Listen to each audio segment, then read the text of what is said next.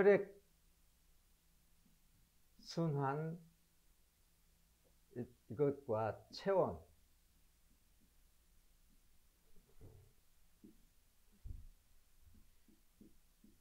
임파 순환,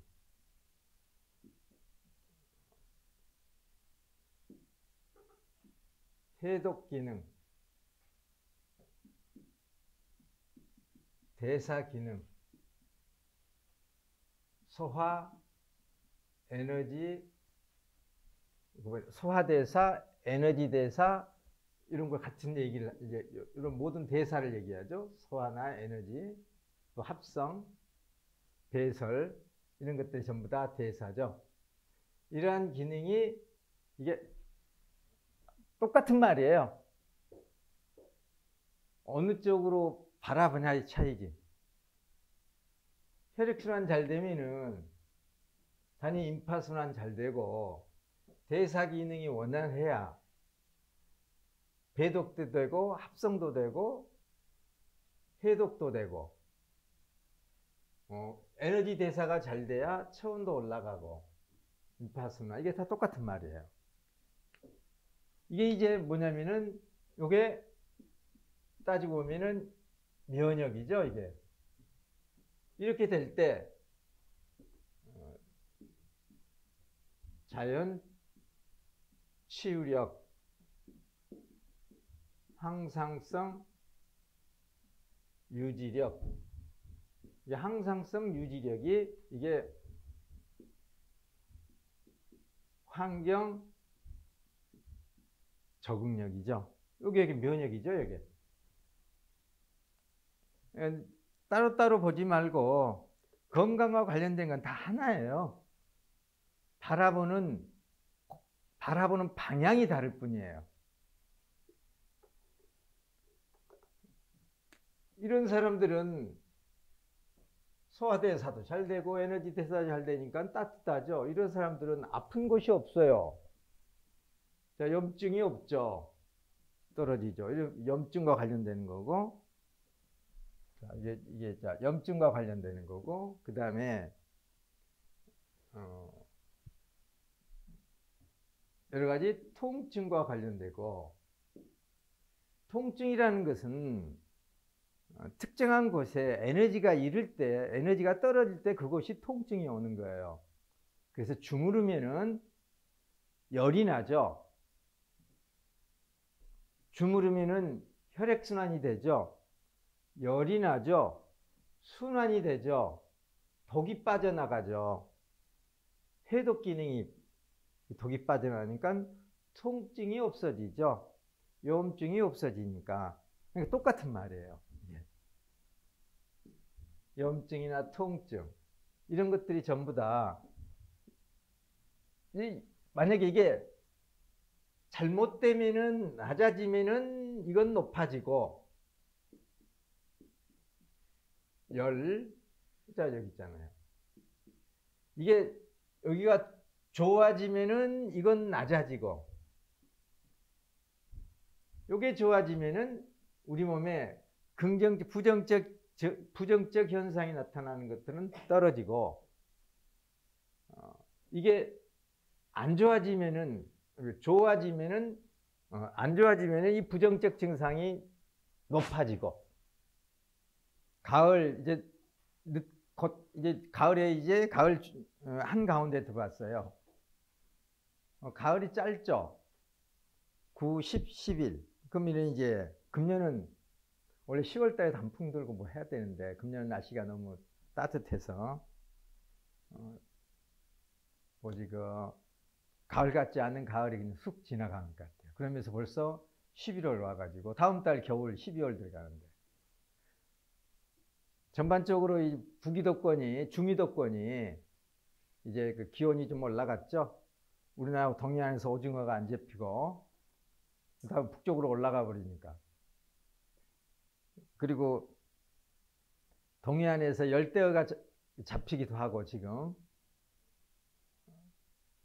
그놈들은 열대어가 위로 올라오는 것은 환경 따라서 올라온 거죠. 살만하니까. 그래서 이렇게 이 과정 속에서 환경에 적응하는 능력, 습도, 이 습도와 온도의 습도와 온도 속에서 우리를 거기에 이렇게 항상성을 유지, 즉 환경에 적응할 수 있게 해주는 가장 기본적인 장기가 뭐냐? 심장과 폐예요. 이게. 자, 온도를 맞추면 심장이 보일러 하잖아요. 물론 심장과 연동해서 움직이는 게 이제 콩팥이죠. 근데 또 습도. 요게 직접적 영향을 미치는 게 온도와 습도에 직접 영향을 아주 민감하게 받는 게 폐예요. 그래서 가을철에 우울해지고 건조해지면서 지나치게 건조해지는 거, 또 지나치게 차가워져도 폐는 힘들어하고. 그래서 전반적으로 나이가 들어가면서 우리가 여러 가지 또 스트레스, 환경적인 여러 가지 이거 외에 수많은 어떤 정신적인 스트레스 받고 그러잖아요. 그러다 보니까는 면역력이 이것들이 적응력이 떨어지죠. 정신적, 육체적.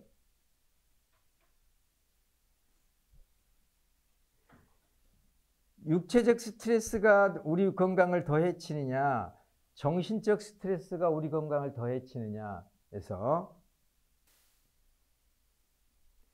정신적인 스트레스가 육체적인 스트레스보다도 훨씬 더 영향을 미쳐요. 그래서 아무리 육체적으로 편안하다 해도 정신적으로 편안하지 못하면 그 사람은 아픈 거예요.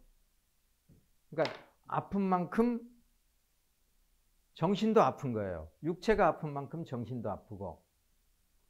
그리고 또 한편으로는 이 육체적인 스트레스가 정신적인 걸 지배해요. 그러니까 정신적인 스트레스를 육체적인 육체적인 환경이 정신적인 스트레스를 낮춰줄 수도 있어요. 이길 수 있게 해주는 거죠. 정신적인 스트레스를 받을 때 우리가 특히 우리 몸에서는 에너지 대사가 많이 이루어져야 되기 때문에 비타민 C하고 비타민 B군 그리고 칼슘 같은 미네랄이 많이 필요로 해요. 이것들이 많이 소모되면은 우리 몸의 호르몬 대사가 정상으로 일어나요.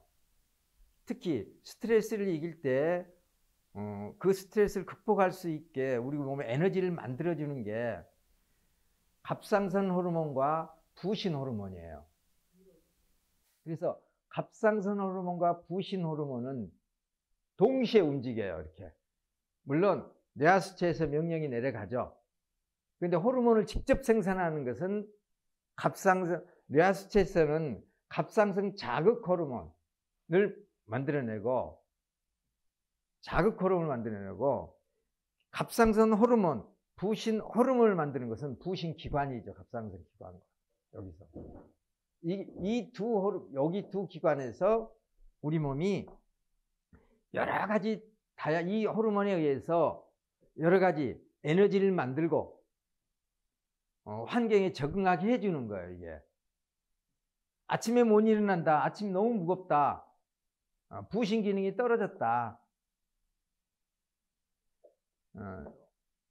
조금만 해도 힘들다, 하루 종일 에너지가 잘 안 난다, 매일 집에서 충분히 쉬는데도 무기력하다.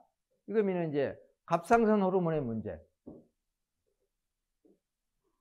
그러면은 이러한 에너지를 만들어낼 때 필요한 것들하고 비타민이나 비타민 C, 비타민 B군, 미네랄, 특히 칼슘, 이것들이 계속 공급돼 준다면은 이러한 기관들은 정상으로 에너지를 내서 우리가 그렇게 크게 이 정신적인 피해가, 정신적인 스트레스가 육체적인 스트레스로 오는 것을 막아주죠.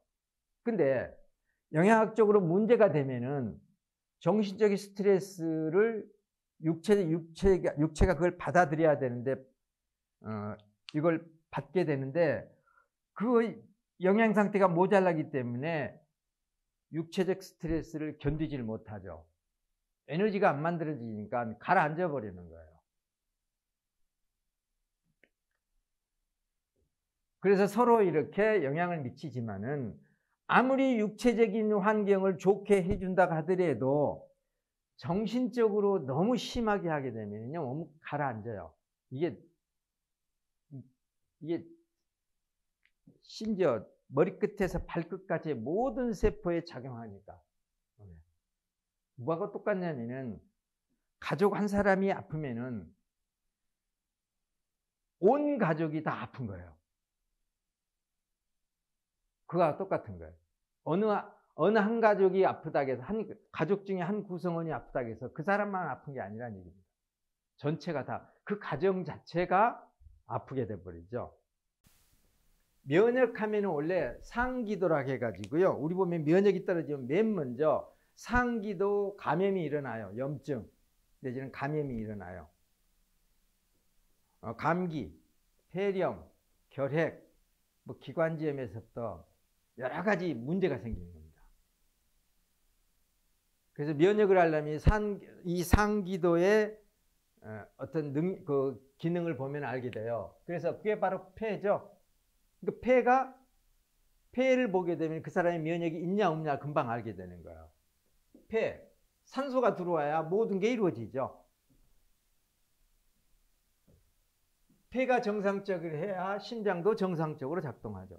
이게 심장은 폐 안에 있잖아요.